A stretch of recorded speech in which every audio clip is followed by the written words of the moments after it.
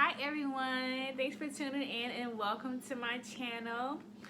In this edition of video, I will be sharing my Vbac story.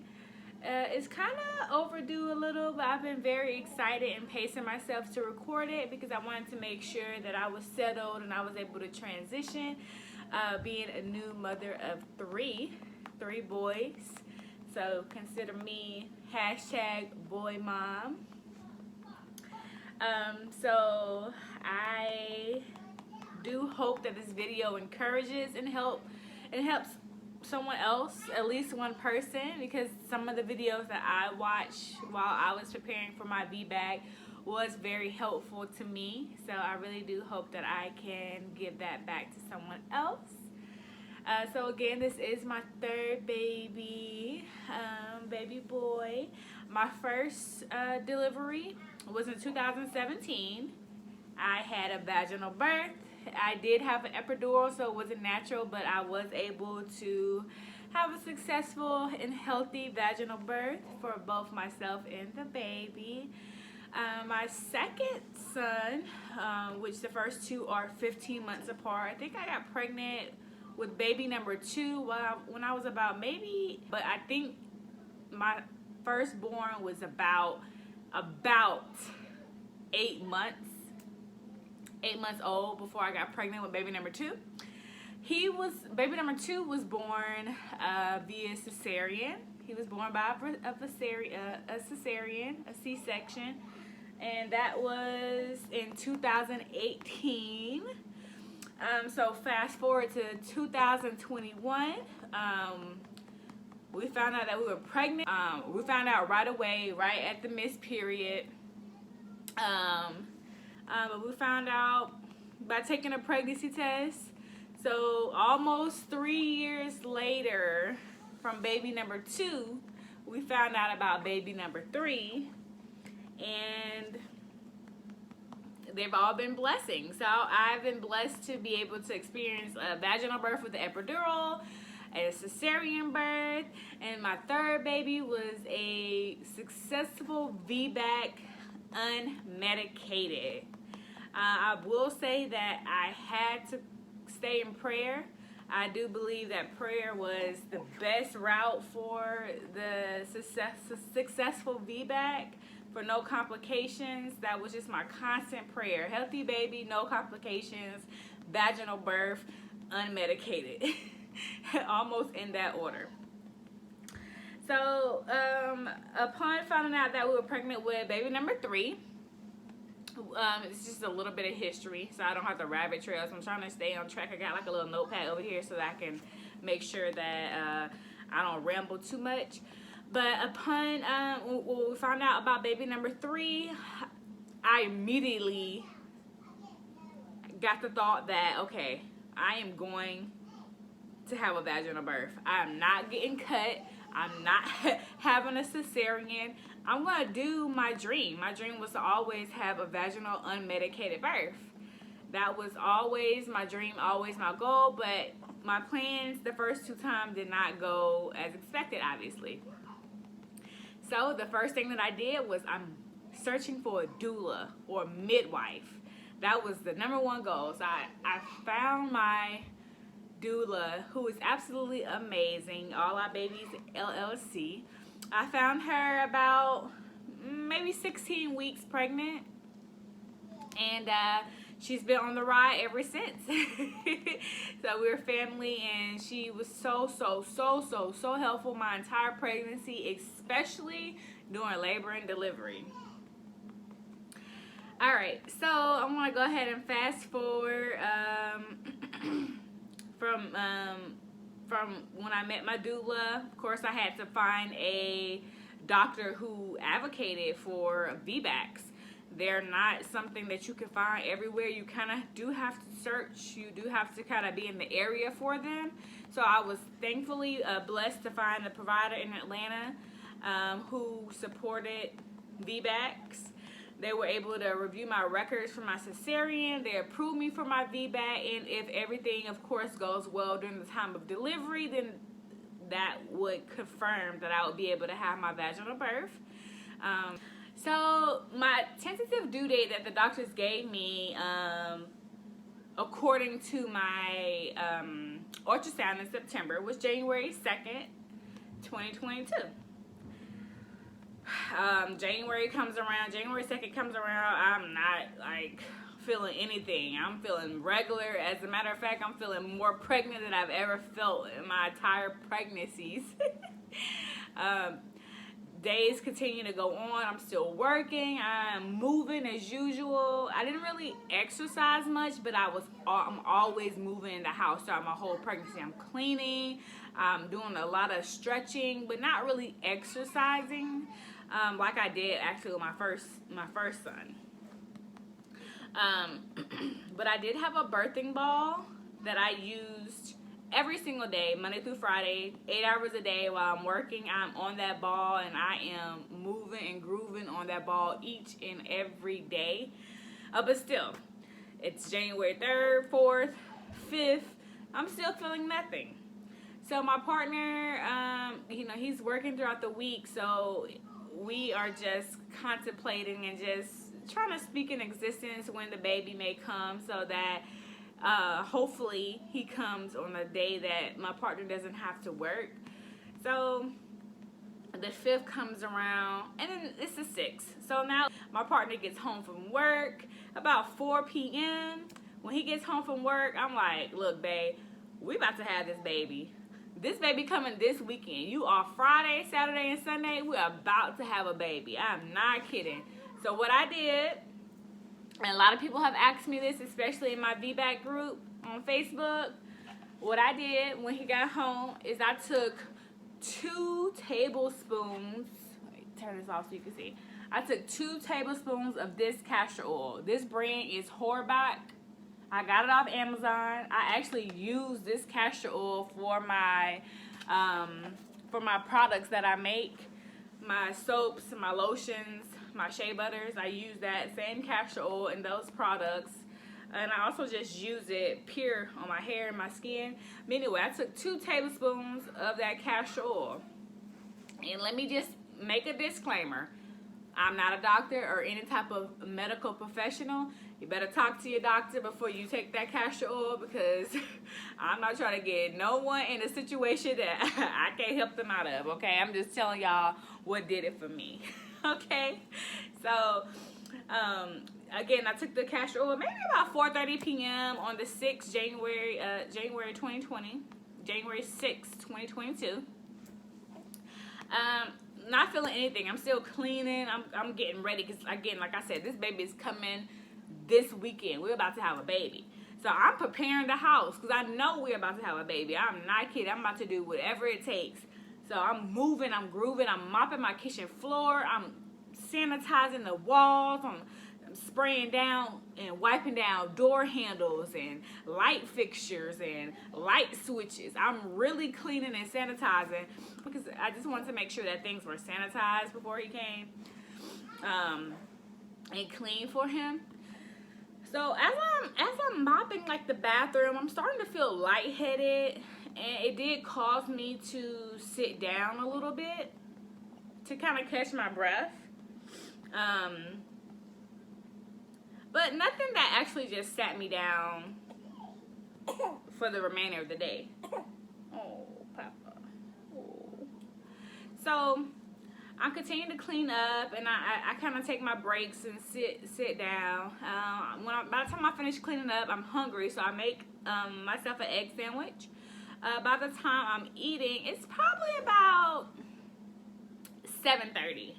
I'm laying in the bed, eating my egg sandwich, and now I'm starting to actually feel something I've never felt this entire pregnancy, like cramps that are coming every so often. So I let my doula know I'm feeling these tingling cramp sensations, and she's just letting me know to keep her informed, because I had already called her when I took that castor oil. I'm like, Alicia, we about to have this baby. She's like, I'm ready. So when I spoke to her again, it was about 7:30, and that's when we had communicated about the little cramps and contractions that I was feeling, and I told her I'd keep her posted. So they started to get stronger. Now it's about 8 o'clock. Now I'm timing them, and they are about maybe 5 to 7 minutes, lasting for about 30 seconds. Still not really what would be considered active labor, but I did download the contraction app, which was really helpful, and it really helps kind of tell you if you are in active labor or not. Sorry, I'm looking at my other boys here.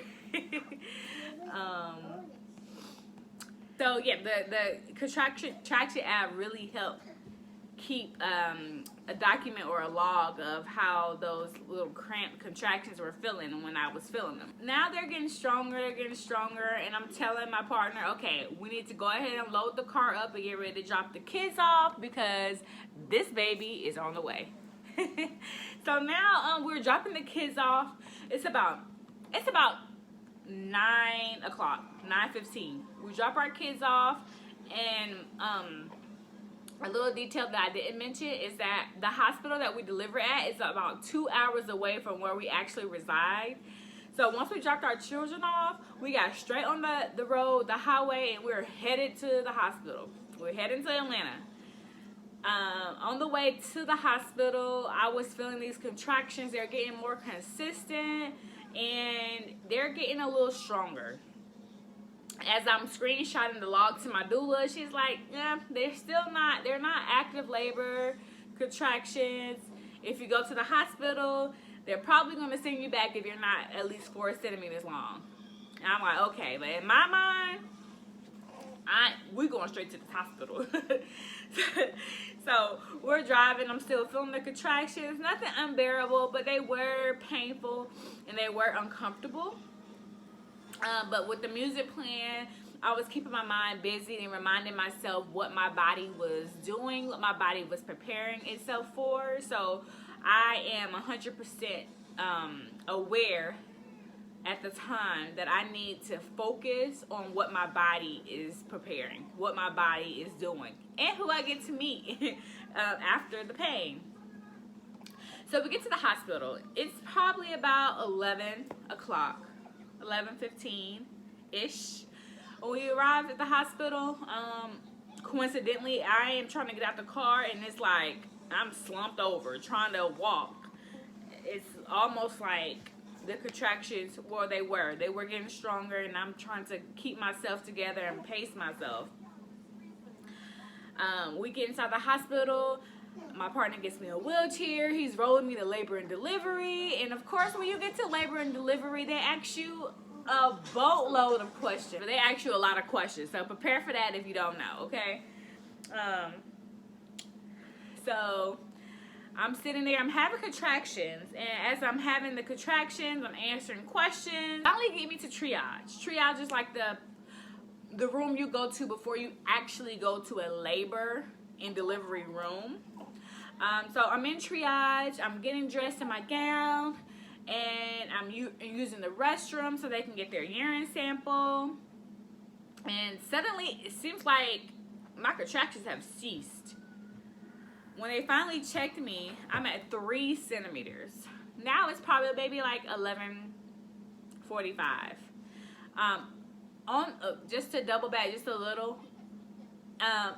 During the walk inside the hospital, my partner was able to speak with my doula and let her know that we're at the hospital. You know, it seems like she's, in labor and she's in pain. This is what I'm hearing him tell our doula. So my doula's like, okay, I'm on the way. She lives near the hospital, so it didn't take her long to get to the actual hospital. But since I was in triage, my doula could not come in since I was in triage because they have like a strict policy that, only one person. So, of course, that one person was my partner at the time. So my doula was able to come in at the time where she actually made it to the hospital, around 11-ish. So she's in the parking lot waiting. I let her know after they checked me that, hey, I am just 3 centimeters. She's like, I told you, you know, you're not far along. I could tell kind of by the contraction counter. And I'm like, okay. Well, I'm not sure if they're going to admit me yet at this point. They're still kind of gathering themselves to tell me what's next. So I'm still not sure. So I basically told my doula and we came to the conclusion that she should just, you know, go home and I'll call her when everything seemed like they're a little more serious. I think at this point, it's about midnight. They told me that they're going to come in 2 hours. In 2 hours, they'll see how I've progressed. And then after they check me at 2 a.m., then if I progress, I'll stay. If I have not progressed from 3 centimeters, they're going to send me home. So I'm like, okay, I know one thing for sure, 2 things for certain. I'm not leaving this hospital without my baby. So once they told me that information, I had that birthing ball, because we packed that birthing ball up. I am on that birthing ball, and I am moving. I'm grooving. Bless you, Papa. I'm just getting to it. I am exercising. I'm squatting. I'm walking around this small little triage hospital room because I am about to have this baby. So I'm moving. I'm grooving. And I am non-stop going from squats to the birthing ball to walking around this hospital room for 2 hours straight. Did not cease. I continued and I kept it up. I'm starting to feel the contractions again because I remember I told you that the contractions had just stopped or seemed like they stopped. So I'm feeling the contractions. I'm still moving and grooving because I'm like, I need to feel them a little harder. I need to feel them a little more consistent. So I am moving. I'm moving. I'm like, okay, my body's already started something. I'm at 3, but I need to be trying to speed this up. So that's what I was doing. I was trying my best. So I'm moving. I'm getting it. And 2 o'clock comes. So my partner, he's sleeping. Mind you, he had been working earlier on Thursday. He had been up since. They come back at 2:01 on the pronto. They check me. When they checked me, I was only 3 centimeters still. I had not progressed. Although I'm starting to feel these contractions come back up, I was just stuck. So they took record of how many centimeters I was. The nurses left the room, and I'm just so disappointed. I called my doula, like, oh my goodness, I'm still just at 3 centimeters. It's 2 a.m. I've been here since 11. I'm still stuck at 3, and I'm like, okay, I could be at 3 centimeters for hours, even days. And my doula's like, don't be discouraged. It's okay. Don't be discouraged. She's encouraging me. She's supporting me. My partner, he's like, you know, it's okay. When the nurses left the room, they didn't come back right away. So I wasn't sure if they were going to admit me or if they were going to allow me to go home because they hadn't said anything after they checked me that second time at 2 a.m. So thankfully, the Lord is so good, my contractions started to come harder. So now I'm like, okay, I'm trying to find a position that will help me feel comfortable since these contractions are coming more frequently and they're coming stronger. So I found that the best position for me to labor on was my birthing ball. That actually was how I labored majority of the time while I was in the hospital. So maybe like 2:30, a technician comes in and does an ultrasound on me. I'm so surprised. I'm like, you know, what are you guys looking for? And they told me they wanted to check the amniotic sac fluid levels in my stomach. So I'm like, okay. So they do an ultrasound. They come back, and it's probably like 3 o'clock. At 3 o'clock, they come in. They tell us that the amniotic sac fluid is low. This is a risk to the baby, being that you're past your 40 weeks. We think the best thing to do is induce you with Pitocin. And I'm like, what? Induce me? I am just so flabbergasted. I'm very, very disappointed. I'm more disappointed than I was when I found out I was only 3 centimeters. So I called my doula. I'm like, they want to induce me with Pitocin. And my partner, I'm like, they want to induce us with Pitocin. I'm just so upset. And my doula, again, she's trying to calm me down. My partner, he's a little uneasy because he does not want me to get induced just as much as I don't want to be induced. And my doula's like, well, you know, what's best for the baby? She just allowed me to make my decision, because it's still my decision of whether or not I want to be induced. I didn't have to allow them to induce me. I'm still having contractions. So I'm still having these contractions. Although they're saying they need to induce me, I'm still having these contractions. They're coming stronger. They're coming harder. And, you know, after I told them that I need a moment to think about whether or not we would like to be induced, the nurses left again. This time they come back about 3:30 a.m. Actually, I want to say like 4 a.m. So they come back at 4 a.m. and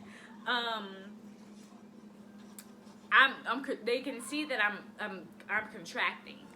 So the nurse checks me, and by the time she checks me, I am 5 centimeters.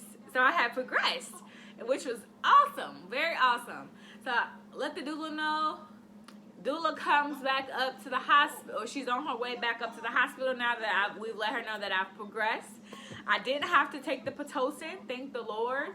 So I was able to naturally get my body was naturally able to go into labor on its own and dilate further on its own. And that was such a blessing. So I'm just contracting. At this point, I'm contracting. I'm bracing myself. Every contraction, I'm just like trying my best. I'm very tense when it first comes, because it like hits you very hard, and then it kind of like stings, and then it falls down gradually. That's the best way for me to describe a contraction. So I brace myself every single contraction. I'm contracting.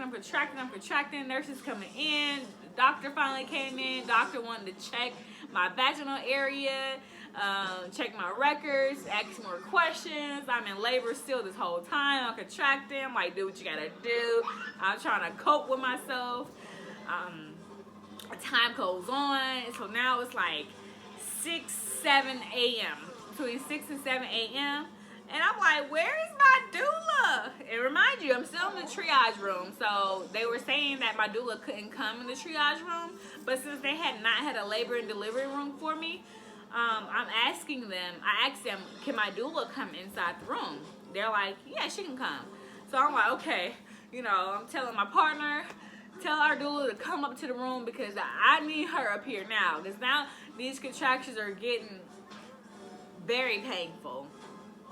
Level 10 painful. So my doula finally comes in. So it's my doula and my partner.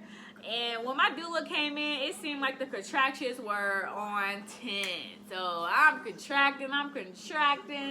My doula's timing them. She's like, good, they're 4 minutes apart. They lasting about a minute. I'm telling her I'm hurting in my back. So she's like doing little back movements for me, try to help me out with the pain when a contraction comes.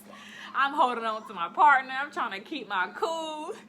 Now I'm in so much pain. Any simple things were starting to irritate me. Like my partner taking pictures, rings on my fingers. I'm like, I'm just irritable because I'm hurting so bad. So I'm contracting, I'm laboring, I'm this ball. So finally, it gets to a point where I feel like I have to use the bathroom.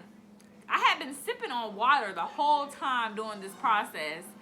So I'm like, okay, let me go use the bathroom. So in the middle of all this pain, when the contraction stopped, I got up and I was able to walk to the bathroom.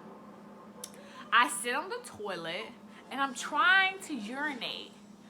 I am unable to urinate, although it feels like I think I have to. So I'm like, Alicia, I feel like I gotta do number 2. And she's calling the nurse, because she already know, like, she timing my contractions. She already know that the business is happening, okay? So my nurse comes in and they finally check me again. Right now, it's probably now 9:15 a.m. Baby's born at 9:44 a.m. So they come and they check me. I am 8 centimeters dilated. So I am like, oh my goodness, I need to be at 10 because I'm hurting. It hurts. You know, I'm exhausted. I'm just as tired as my partner is. I have been up all day Thursday, January 6th, up until right now. Now it's probably like what? Like I said, 9:15 a.m. on January 7th, 2022. So after they check me, I am just in pain. They come back maybe at 9. They come back at maybe like 9:20. And they're like, okay, we got you a labor and delivery room. We're about to get you in. I'm like, okay. So I do my best to get in the wheelchair. I'm finally in the wheelchair. Once I'm in the wheelchair, I'm like, wait a minute. I'm having a contraction. Don't move. I cannot move during this contraction. I feel like it's not possible. I need things to be still. So the nurse tells me, she's like, okay, after this contraction, we're going to go. And when we're in the hallway, I'm not going to stop. I'm going to go straight to your room. And I'm just like, what? You're not going to stop? So, okay. So we leave, after that contraction, we leave out of this triage room. We all packed up, my doula, my partner, the nurses. The nurses wheeling me, my partner, the doula, and the other nurses are behind me. So we leave this room, we make this right turn to go to the direction of this delivery room, and I absolutely lose it. I'm just like, I'm putting my feet on the floor because I'm contracting and I'm pushing. So when I push, my water broke. I grunted so loudly, and then the nurse like, take her back. So they rolled me back in the same room, and I'm sitting in the wheelchair. I'm still contracting. It's liquid all over the floor because my water has completely broken, mess everywhere. And so the nurse is like, it's safer for you and the baby if you can get back on the bed. So that's all I remember, just that statement. So I'm like, okay. So I mentally gathered myself to get back on this triage bed so I can have this baby. So I get back on the triage bed and I'm pushing. Like, I cannot help it. It's uncontrollable and I just have to push. So I pushed, and the nurses are like, okay, you're about to have the baby. The baby's coming. My doula, she's right here. She's excited. She's like, yeah, you about to have the baby. She's telling me how proud of me she is, and just being very supportive and helpful. My partner, he got the camera, and he is just like on fire. He's just hype. He's just very joyous, just complete bliss. And me, I'm in pain, and I'm ready to have this baby. So after that contraction of that, after the water broke, that was one push. This contraction I just told you, that was 2 pushes. The third push, it came, and they're like, we see the head. And the nurses are asking me, can I hold my can I hold my legs up by myself? I'm like, no, I can't. So my doula has my right leg, a nurse has my left leg, and I'm just really just in this open labor position. And finally, this last contraction comes, and I push with all my might, ugly face and all, and his head pops on out. And when his head pops out, it was such a relief. That felt so relieving that the rest of his body after the last push, it was nothing. His head came right on out. Then his body came with him, and that was it. 4 pushes and he was out. So they put him on my chest, and now I'm waiting on my placenta because I wanted my placenta to come on out on its own. It came right out, maybe like 3 minutes later. I did tear a little, so I did have to get a few stitches. And here we are. I have my healthy baby boy, and he is just absolutely perfect.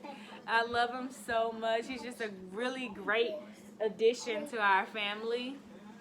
And I have to just say that God is good, and he allowed this to happen, and I'm very thankful and happy that I was able to experience 3 different types of ways to bring a child in this world.